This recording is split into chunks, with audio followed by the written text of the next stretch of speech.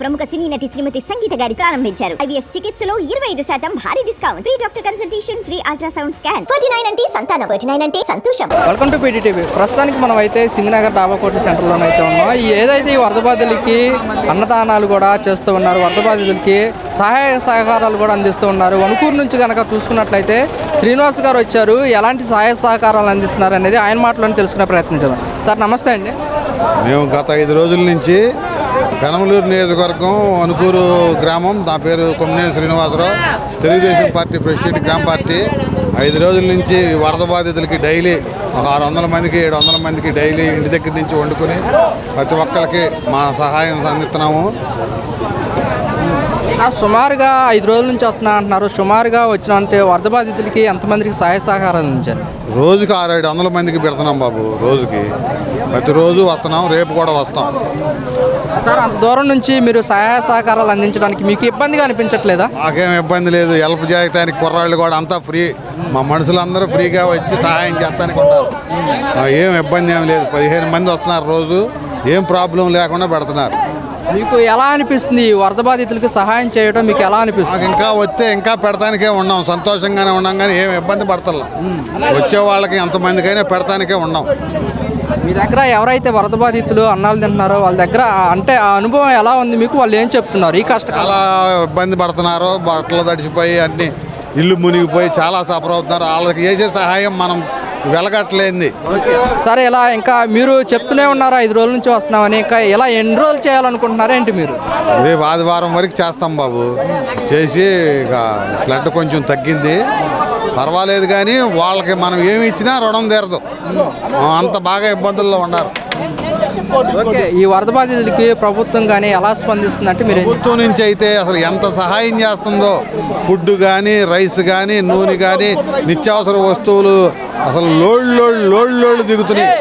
ఎంత సర్వీస్ చేస్తున్నాడో బాబు గారు చెప్పుకోలేదు. అసలు ఈ వయసులో మేము 4 రోజుల నుంచి చేస్తుంటేనే మాకే ఇసుగ్గా ఉంది. ఆ బాబు గారు చేసే పని అసలు వెలగట్లేంది. ఆయన కనుక లేకపోతే జనంకి ఎంత ఇబ్బందులు పడేవాళ్ళో చెప్పడానికి వెళ్ళలేదు.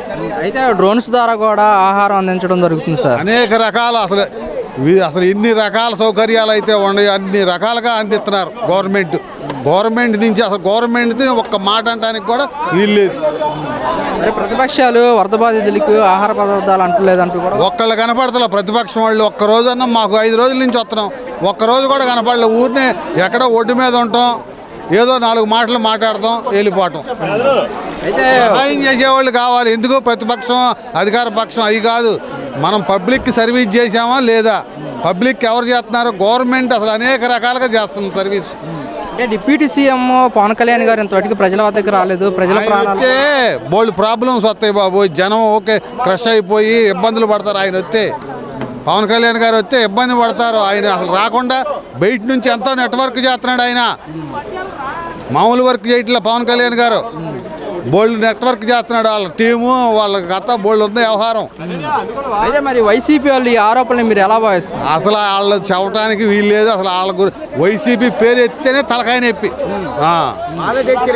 అంటే వాళ్ళే మేము దగ్గరుండి వరద బాధితులకి సహాయ సహకారాలు అందిస్తాం. వాళ్ళు చేసేది వాళ్ళ వంద ఏం చేస్తున్నారు చెప్ప? ఏ బజార్లో ఉండారు? ఎక్కడ ఉండారు? కంట్రీలో ఉండారా? నొన్నలో ఉండారా? రాజరాజేశ్వరపేటలో ఉండారా? సింగనగర్లో ఉన్నారు? ఎక్కడ ఉండారు? ఊరినే టాటర్లో రావడం, 4 మాటలు మాట్లాడుతూ వెళ్ళిపోవటం. కాదండి, వరద బాధితుల దగ్గరికి జగన్మోహన్ రెడ్డి గారు కూడా రావడం జరిగింది. వాళ్ళు పరామర్శించడం కూడా జరుగుతుంది కదా. వచ్చాడు, ఊరినే ఆ గేట్లు ఎత్తారు, ఈ గేట్లు ఎత్తాడు అన్నాడు, వెళ్ళిపోయాడు. ఏం తెలుసు ఆయనకి? ఏమన్నా తెలుసు అసలు దీని గురించి? అసలు ఇరిగేషన్ ఏంటి, గవర్నమెంట్ ఏంటి, అసలు పోలీస్ డిపార్ట్మెంట్ ఏంటి, దేని గురించి తెలుసు ఆయనకి? దేని గురించి తెలుసు చెప్పండి? దేని గురించి తెలియదు. ఊరినే ఒక 60 మంది సలహాదారులను పెట్టుకున్నాడు, పిచ్చి మాటలు మాట్లాడాడు. అందుకే 11 సీట్లు ఇచ్చారు. ఈసారి ఆ ఒక్క సీటు కూడా ఇస్తారో ఎవరో తెలవదు. ప్రభుత్వ వైఫల్యం వల్లే అలాంటి వరద వచ్చిందని చెప్పేసి కూడా ఆరోపిస్తారు. వైఫల్యం కాదు బాబు, ఇది ప్రభుత్వ వైఫల్యం అంటాం చాలా తప్పు. ఇది అప్పటికప్పుడు కట్టదగిపోయి వచ్చింది. ప్రభుత్వ వైఫల్యం ఏమీ లేదు. అయితే వైసీపీ వాళ్ళు అంటున్నమాట ఏంటంటే హెచ్చరిక జారీ చేసినా కానీ వీళ్ళు ప్రజలకి సమాచారం ఇవ్వలేదని చెప్పేసి కూడా ఆరోపిస్తారు. అవన్నీ ఉత్తమ మాటలండి. అందరు పబ్లిక్ అందరికీ తెలుసు ఎవరేం చేస్తున్నారు ఏంటి అనేది. ఇవన్నీ ఉత్తమ మాటలు.